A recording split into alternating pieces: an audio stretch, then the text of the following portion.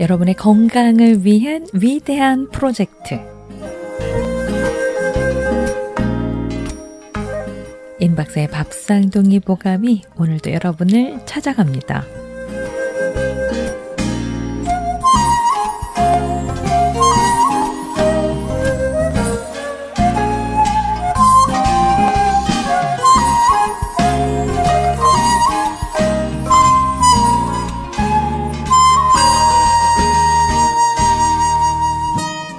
요즘 연말 모임이 꽤 많아졌습니다.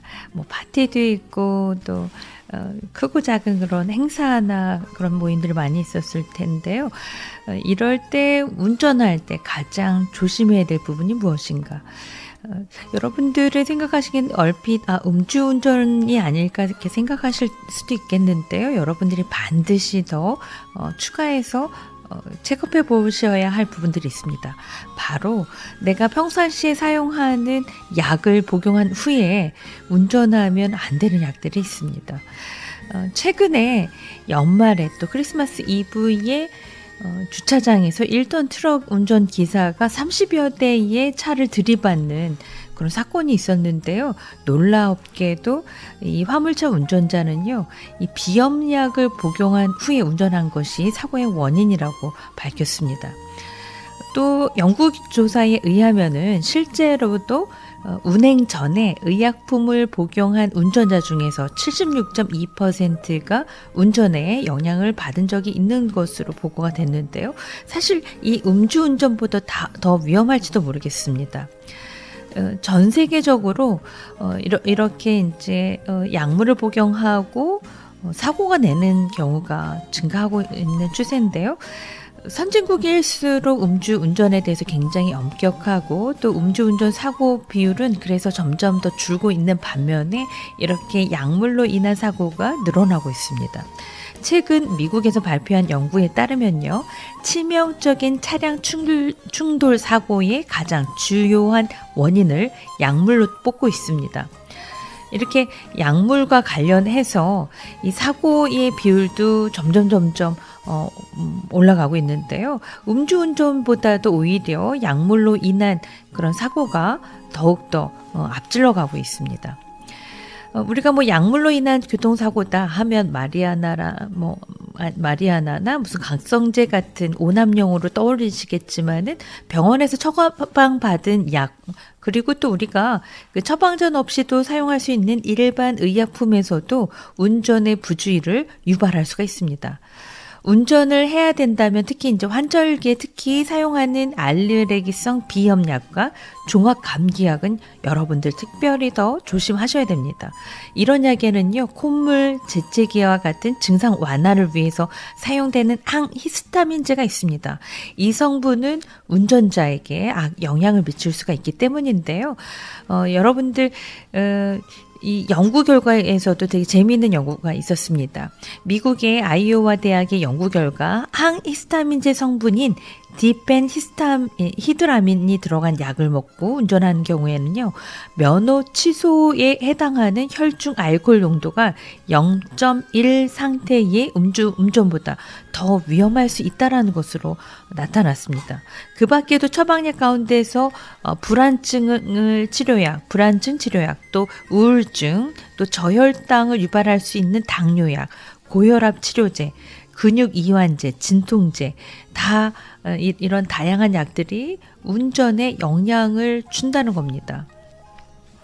그래서 운전할 때 복용을 피해야 하는 이런 의약 목록을 다 외울 필요는 없겠지만은 운전을 하지 말아야 하는 그런 약의 경우는 꼭 약의 봉투나 사용 설명서에 다음과 같은 주의가 있어요. 졸음을 유발할 수 있기 때문에 이 약을 투여 중인 환자는 운전에 대해서 가능한 한 주의하라는 그런 경고 문구가 있는데요.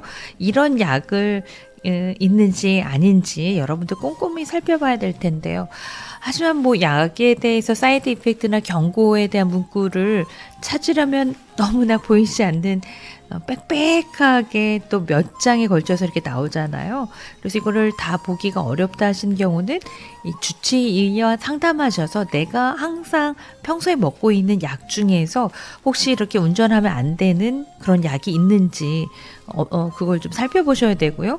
만약에 내가 주로 운전을 많이 하는 그런 직업이라든가 그런 일을 하고 계신다면은 그런 좀 내가 뭐 졸음뿐만 아니라 어지럽거나 시야 장애나 피로 또 반응 속도가 느려지는 또한 뭐 구토라든가 약의 이런 부작용이 있는 것들이 약이 어떤 것들이 있는지 주치의와 충분히 상담하시고 또 운전에 영향을 미치지 않는 약으로 이렇게 바꿀 수도 있습니다. 충분히 상의하셔서 이런 사이드 이펙트가 없는 약으로 하셔야 될 거고요.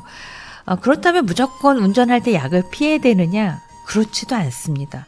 최근에는요, 만성질환을 가진 운전자가 갑자기 의식을 잃고 또 이렇게 사고를 내는 경우가 있는데요. 이것도 더 위험할 수도 있습니다. 그래서 약을 드시되 내가 처음으로 이 약을 사용하는 약이다. 이럴 때는 한 일주일 정도 주의를 기울여서 나한테 이런 사이드 이펙트는 없는지 이런 부분들을 좀 살펴보고 어느 정도 나한테 익숙해지고 1, 2주가 지난 다음이라면은 그때는 다시 운전하셔도 좋을 것 같습니다.